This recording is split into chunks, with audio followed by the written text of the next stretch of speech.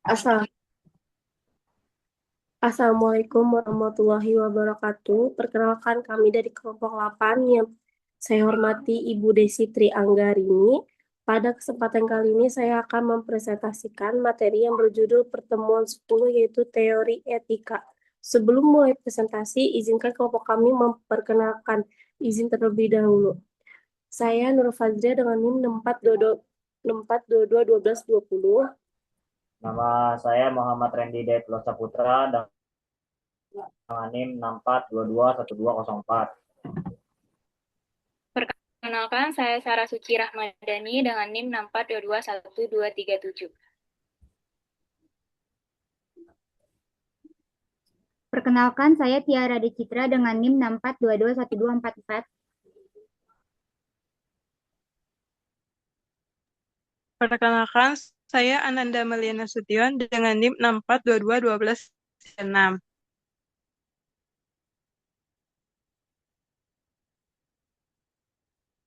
Di sini saya akan menjelaskan indikator dan capaian pembelajaran. Mengetahui dan memahami teori etika, mahasiswa diharapkan dapat menjelaskan teori-teori etika di antaranya utilitarisme, deontologi, teori hak, dan teori keutamaan. Teori utilitarisme dan deontologi mampu membedakan teori utilitarisme, age, dan rule, dan teori deontologi berdasarkan kewajiban moral.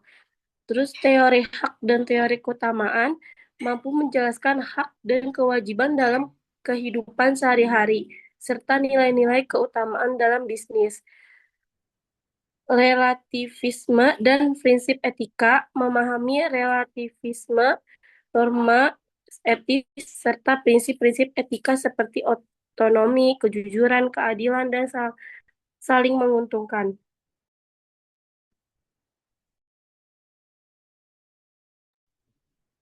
Selanjutnya ada teori etika.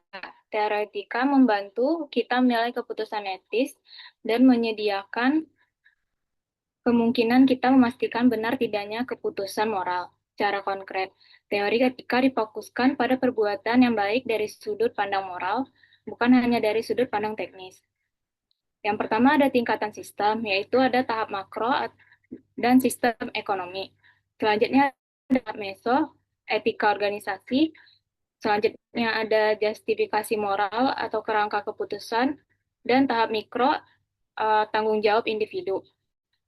Etika berasal dari kata Yunani ethos adat atau adat istiadat dan dipelajari sebagai filsafat moral yang mengkaji nilai dan norma. Moral berasal dari bahasa mores atau kebiasaan atau cara hidup. Etika mempelajari, mengukur, dan menentukan apakah sebuah perilaku dapat dikatakan baik atau buruk. Tujuan etika adalah menilai perilaku manusia berstandar moral dan memberikan nasihat tentang bagaimana bertindak bermoral pada situasi tertentu. Selanjutnya ada teori utilitarisme dan deontologi. 1. Utilitarisme berasal dari kata Latin utilis yang berarti bermanfaat. Terdapat dua bentuk, utilitarisme perbuatan atau utilitarianism dan utilitarisme aturan atau rule utilitarianism. Suatu kegiatan bisnis adalah baik dilakukan jika bisa memberikan manfaat kepada sebagian besar konsumen atau masyarakat. Teori ini sesuai dengan prinsip ekonomis dan dijelaskan melalui cost-benefit analysis. Utilitarianism mampu menghitung keuntungan dan kerugian atau kredit dan debit dalam bisnis. Lalu yang kedua ada deontologi. Berasal dari kata Yunani deon yang berarti kewajiban. Dasar bagi baik buruknya perbuatan adalah kewajiban, bukan hasil atau tujuannya. Prinsip deontologi, perbuatan tidak dihalalkan karena tujuannya. Tujuan yang baik tidak menjadikan perbuatan itu baik. Kita tidak pernah boleh melakukan sesuatu yang jahat supaya dihasilkan sesuatu yang baik. Suatu tindakan baik berdasarkan kewajiban bertindak baik kepada orang lain sebagaimana keinginan diri sendiri.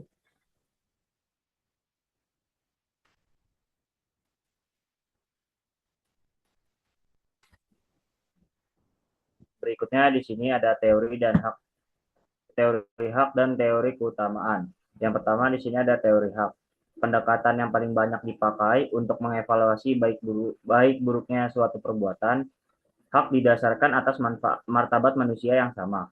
Menurut Immanuel Kant, manusia merupakan suatu tujuan pada dirinya and in itself dan tidak boleh diperlakukan semata-mata sebagai sarana. Teori hak merupakan aspek dari teori deontologi karena hak berkaitan dengan kewajiban. Yang kedua, ada teori keutamaan, kebijaksanaan, dan keadilan. Dikembangkan oleh Aristoteles, memfokuskan pada seluruh manusia sebagai pelaku moral, bukan what shall he atau she do, melainkan what kind of person should he atau she be. Keutamaan meliput kebijaksanaan, keadilan, kerendahan hati, dan suka bekerja keras. Yang ketiga, ada keutamaan pembisnis, kejujuran, dan fairness. Menurut Robert C. Solomon, keutamaan pebisnis meliputi kejujuran sebagai keutamaan paling penting. Fairness atau kewajaran, yakni kesediaan memberikan apa yang wajar kepada semua pihak. Dan kepercayaan, trust, dalam relasi timbal balik dengan mitra bisnis. Yang terakhir, ada keutamaan pembisnis, keuletan. Keuletan adalah keutamaan keempat pembisnis harus bertahan dalam banyak situasi sulit. Sanggup bernegosiasi, berani mengambil risiko kecil maupun besar. Keuletan dalam bisnis sangat dekat dengan keutamaan keberanian moral. Virtus life, hidup keutamaan. Hidup adalah utama dan sangat berharga.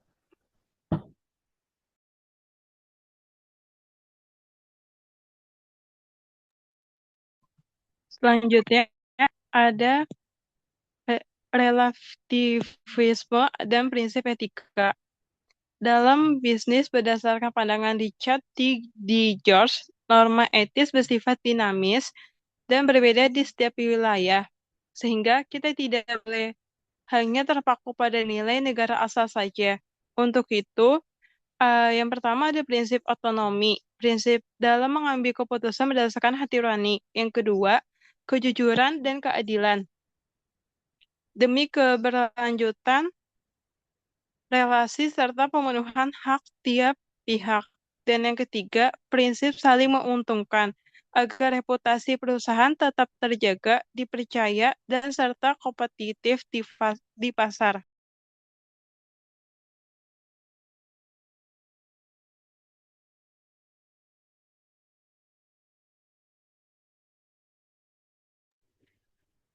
Selanjutnya ada etos bisnis, stakeholder, dan kesimpulan. Etos bisnis adalah upaya seseorang atau kelompok membiasakan diri menghayati nilai-nilai moral yang dianggap sesuai. Moral berfungsi sebagai pilar penunjang kekuatan tindakan bisnis. Etika bisnis mengarahkan pebisnis untuk selalu memperhatikan kepentingan stakeholder, kelompok internal atau pemilik, manajer, karyawan, dan eksternal atau investor, konsumen, distributor, dan masyarakat. Selanjutnya ada norma etika, norma sopan santun, berperilaku, terhormat, dan menghargai keberadaan orang lain. Selanjutnya ada norma hukum, mengatur perilaku yang boleh dan tidak boleh dilakukan demi keselamatan bersama. Dan selanjutnya ada norma moral, mengajarkan interaksi dengan manusia sesuai hakikat dan martabatnya. Itu dalam perilaku adil, jujur, baik, dan buruk. Selanjutnya ada pertimbangan moral dan normatif. Pertimbangan normatif legal menggunakan norma-norma legal yang berlaku dan diterima masyarakat. Pertimbangan normatif moral menggunakan standar-standar moral yang diterima suatu masyarakat, kelompok, atau perorangan sesuai perkembangan keadaan. Selanjutnya ada kesimpulan, yaitu utilitarisme dari utilis, bermanfaat, deontologi dari deon, kewajiban, teori hak manusia adalah tujuan pada dirinya sendiri, atau kan, teori keutamaan menjadi manusia yang baik secara moral dalam setiap aspek kehidupan bisnis. Ya. Demikian presentasi yang dapat kami sampaikan. Semoga materi yang telah dipaparkan dapat menambahkan pengetahuan dan memberikan manfaat bagi kita semua. Cukup sekian dari kami. Wassalamualaikum warahmatullahi wabarakatuh.